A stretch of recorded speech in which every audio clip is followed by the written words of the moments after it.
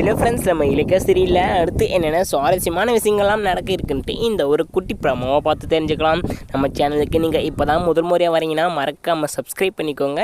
அங்கே போய் வீடியோக்குள்ளே போயிடலாம். இந்த பைரவி இருந்துக்கிட்டு இலக்கியாவும் கௌதமி பிரிச்சுட்டா சரி, அதுக்கப்புறம் நம்ம பையன்கிட்ட பேசி நம்ம குடும்பத்துக்கு தகுந்த மாதிரி ஒரு பணக்கார குடும்பத்தில் பொண்ணு எடுத்து மறுபடியும் நான் ஒரு நல்ல ஒரு கௌரவத்தை உண்டாக்கி, அது மட்டும் இல்லாமல் என் கண்ட்ரோலில் என் பையனோட பிஸ்னஸை வர வச்சு இதெல்லாம் நான் சாதிச்சு காமிப்பேன், நடத்தி காமிப்பேன் அப்படின்னு ஒரு பக்கம் கனவு காண்ட்டுருக்காங்க.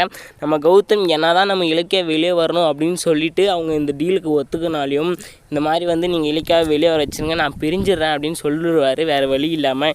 ஏன்னு பார்த்தீங்கன்னா, நம்ம ஒரு பக்கம் ஹாஸ்பிட்டலுக்கு போயிட்டு போனது மட்டும் இல்லாமல் இந்த மாதிரி நீயும் தான் இதுக்கு உடந்த அப்படின்னு சொல்லிட்டு அந்த டாக்டர் மிரட்டி இந்த மாதிரி நான் சொல்கிற மாதிரி போய் கௌதம் கிட்ட பேசு, அப்படி பேசினா தான் உன்னை உயிரோட விடுவேன், உன்னை மட்டும் இல்லை உன் பொண்ணையும் கடத்திடுவேன் அப்படின்னு சொல்லி ஒரு பக்கம் மிரட்டினாங்க. சரி, வேறு வழி இல்லாமல் என்ன பண்ணுறது, இந்த மாதிரி தான் பண்ணுறாங்க கௌதம், நீங்கள் வேறு வழி இல்லாமல் அவங்க சொல்கிற பேச்சை தான் கேட்டாகணும்.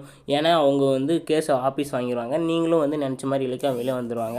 அவங்க சொல்கிறது கேளுங்க. அது மட்டும் இல்லாமல் நானும் இதில் மாட்டிப்பேன், என்னுடைய நம்பி இருக்கேன், என் ஹாஸ்பிட்டலுக்கு போயிடும், இது எல்லாமே என் ஹாஸ்பிட்டல் பேரை கெட்டுரும் அப்படின்னு சொல்கிறாங்க. இதெல்லாம் சொன்ன பிறகும் சரி, வேறு வழி இல்லாமல் தான் நம்ம கௌதம் இந்த டீலுக்கு ஒத்துக்கிறாரு. நம்ம கௌதம் இதுக்கு ஒத்துக்கினாலுமே நம்ம இலக்கியா போய் பேசுகிறாங்க, இந்த மாதிரி நம்ம பிரிஞ்சிடலாம் இப்படி தான் சொல்கிறாங்க அப்படின்னு சொல்லி, என்ன கௌதம் நீங்கள் இப்படி பண்ணுறது சரியா அப்படின்ற மாதிரியெல்லாம் இலக்கியா கேட்குறாங்க. இதுக்கு நம்ம கௌதம் ஒரே பதில் தான் சொல்கிறாரு. அவங்க போலியான ஆதாரத்தை வச்சு எல்லாமே ஸ்ட்ராங் பண்ணிட்டாங்க. இப்போ எப்படி பார்த்தாலுமே நீ 7 வருஷம் ஜெயிலில் இருக்கிற மாதிரி தான் வரும், ஆனால் அதுக்கு பதிலாக நீ சுதந்திரமாக வெளியே இருக்கலாமே அப்படின்னு சொல்கிறாங்க.